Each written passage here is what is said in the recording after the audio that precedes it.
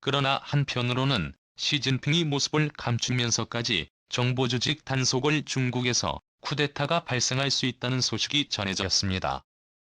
중국을 염탐하던 CIA 국장은 언론 인터뷰를 통해 중국 정보조직이 시진핑에게 반기를 들어 현재 중국의 내부 상황이 좋지 않다는 말을 남겼다고 하는데요.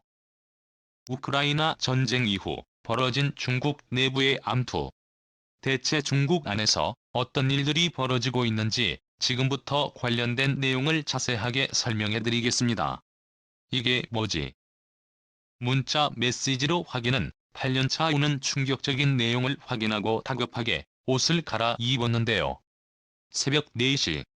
그에게고 문자는 상상을 초월하는 내용이었습니다. 헬렌 차오는 1989년 천안문 사태를 기점으로 미국으로 망명 현재 중국에서 벌어지고 있는 인권 탄압 문제와 중국에서 광범위하게 진행되고 있는 감청 사실을 폭로한 곳으로 명성을 얻은 대표적인 인권운동가인데요.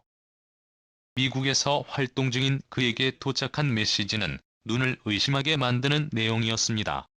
중징웨이 부부장은 미국 도주 몇 자 안 되는 내용이었지만 세계를 뒤흔들 만한 사건이었죠. 문자에 등장한 중징웨이는 중국판 국정원인 국가안전부의 서열 2위에 해당하는 인물입니다. 권력에 가장 가까이 있는 인물로 시진핑과 직접적으로 연락이 가능한 중요 인물이 미국 망명을 시도한 것이죠. 갑자기 우한에서 일어난 바이러스 연구소 물증을 들고 미국으로 도주하는 것입니다. 심지어 그의 딸인 중요한 역시 중국을 함께 빠져나간 것으로 알려져 더욱 신빙성이 있었습니다. 배신자라고 찍힌 인물은 존재 자체를 지워버리는 중국 특성상 가족 역시 배신자라고 낙인 찍히면 목숨을 부지하기 어려운데요. 그래서 보통 중국을 배신하는 이들은 가족과 함께 탈출을 시도합니다. 중층의 망명 역시 가족과 함께 탈출한 것으로 알려졌죠.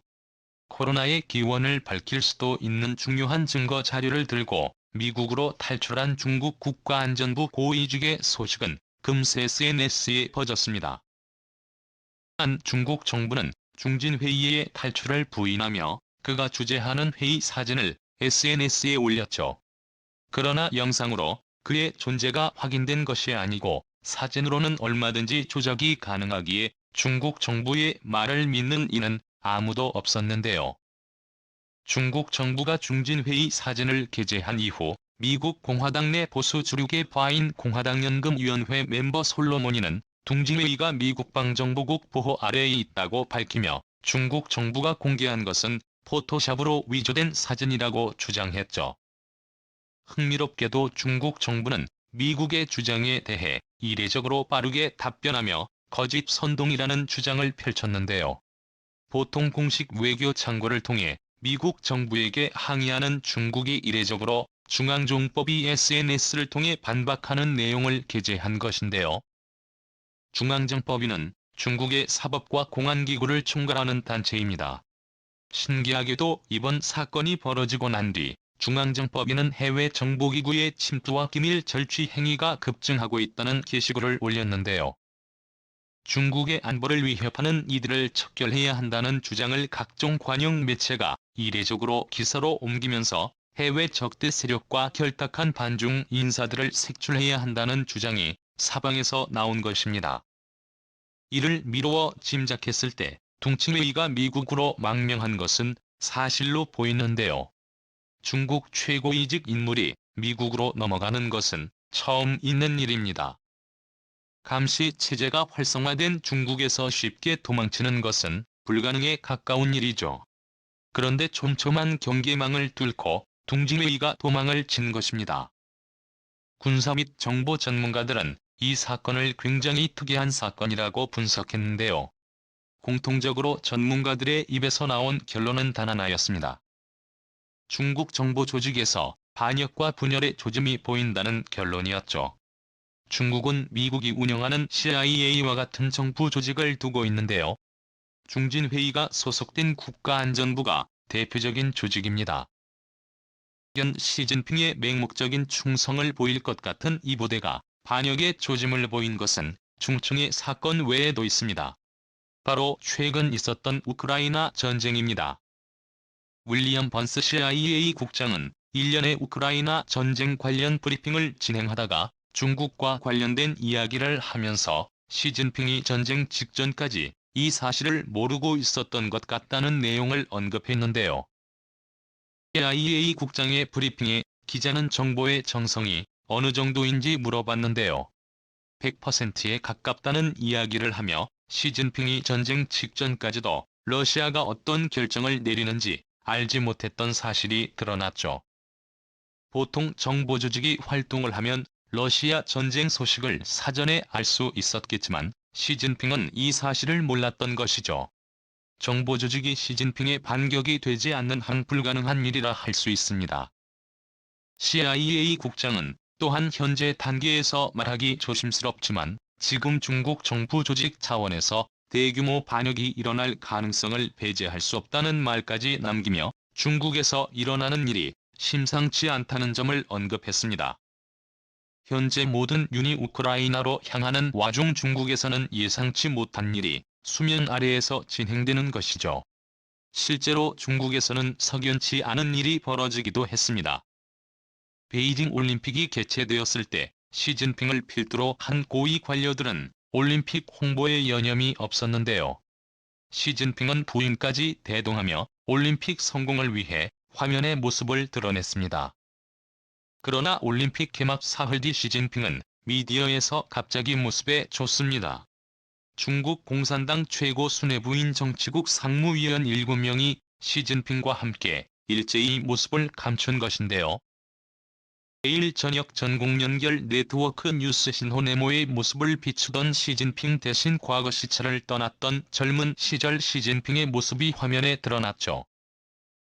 눈치챈 이들은 SNS를 통해 심상치 않은 일이 일어나고 있다고 말하며 모습을 감추면서까지 이들이 나눠야 할 비밀 회동이 무엇인지 추측성 기사를 쏟아냈죠. 파리가 모습을 감췄던 이들은 소리 소문 없이 다시 화면의 모습을 드러냈습니다. 월스트리트 저널은 이들이 모습을 감춘 이유에 대해 향후 우크라이나에서 전쟁이 벌어지면 일어날 자원 문제를 협의하기 위해 긴급하게 회동을 가졌다고 주장했는데요. 그러나 실제 진실은 이와 달랐죠. 이들이 회동을 가진 이유는 중국 공산당 조직에 퍼져있는 반역자들을 색출하기 위한 사전 작업인 것이었죠. 일어날 수 있는 사실로 중국에서 활동하던 지하의 요원들이 일제히 모습을 감추거나 종족이 묘연해진 사건과 연관이 있는데요. 뉴욕타임스의 보도로 알려진 정보원 실종 소식은 공교롭게도 최고 권력자 8인이 모습을 감춘 직후에 벌어졌습니다. 낯선 것이 쉽게 이해가 되지 않는 일인데요. 최고 권력자로 오랜 기간 권력을 누린 시진핑이 조심스럽게 행동한 이유는 바로 중국 공산당의 오랜 파벌 싸움과 관련이 있습니다. 중국 공산당은 크게 후진타오 주석 중심의 공청단파 장점인 계열의 대자당 그리고 현재 주석인 시진핑 세력인 시파가 나뉘어 권력을 가지고 있습니다. 정보조직인 중국 국가안전부는 시진핑 계열의 계파가 아니고 후진타오 중심의 공청단파 소속 인물이 장악하고 있는 곳인데요. 각종 권력을 틀어젓고 조직 장악력을 강화하려는 시진핑 입장에서는 후진타오를 추종하는 공천단 세력을 쉽게 제압하기 어려웠죠. 그래도 정부 조직을 장악하려는 시도를 안 했던 것은 아닙니다. 2017년 시진핑은 CIA를 벤치마킹한다는 전제 아래 기존 정보조직 인원을 재배치 시파 인물을 기용하는 깜짝 인사로 정보조직 통제에 나선 것인데요. 그러나 기존 체제를 잡고 있었던 공청단파에서 이의 심각성을 느끼고 시진핑에 대한 불만을 토로했다고 합니다.